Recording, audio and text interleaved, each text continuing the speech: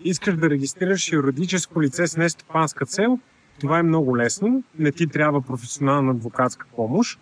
Най-общо казано, юридическите лица с нестопанска цел са две основни категории – сдружения и фондации, и след малко ще ти разкажа най-общ план как можеш да направиш това нещо абсолютно сам. Сдруженията и фондацията са юридически лица, които не разпределят печалба между членовете си. Това е основната разлика с търговските дружества, чиято основна цел е реализирането на печалба. Сдруженията и фондацията се стремят да постигнат определена частна или обществена цел, която да бъде реализирана въз основа, най-общо казано и най-често, на доброволния труд на членовете си.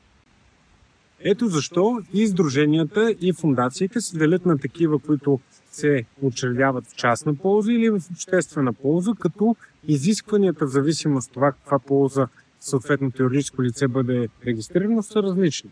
За да регистрирате сдружение е необходимо участието на поне 3 физически лица, като в него могат да участват и юридически лица. Необходимите документи са учредителен протокол, приемането на устав, в който са уредени правата и задълженията на членовете на сдружението, както и органите на управление на сдружението, докато ако искате сдружението да бъде регистрирано в обществена полза, т.е. да преследва някаква по-голяма, по-обща, по-идеална цел, тогава съставът на сдружението трябва да се състои минимум от 7 лица. За разлика от сдруженията, при фондациите е достатъчно да имате само един единствен учредител, който е необходимо да направи съответното дарение в полза на фондацията и това дарение е имуществото, въз основа на което фондацията да постига своите цели.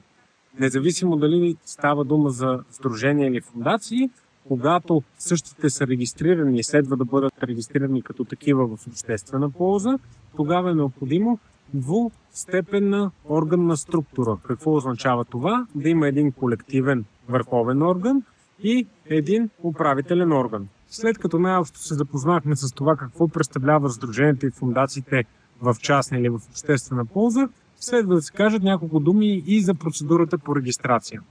Подготвят се съответните документи, които са протокол от учредително събрание и устав при сдруженията или учредителен акт при фондациите, заедно с необходимите декларации, образци от подпис и други подобни документи, които могат да бъдат намерени лесно в интернет пространството, кои са точно необходимите, и се подава заявление в Търговския регистър и регистъра на юридическите лица с нестопанска цел към Агенция по вписванията.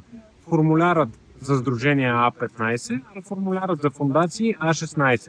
След като се попълни необходимата форма, длъжностните лица по регистрация правят проверка. Ако има някакви неточности в заявлението, дават указания, с които същите могат да бъдат отстранени. И в рамките на 2 до 3 работни дни и след заплащане на съответната такса, фондацията или съответно сдружението биват вписвани в регистъра на юридическите лица с нестопанска цел, с което от вписването започва и тяхното съществуване.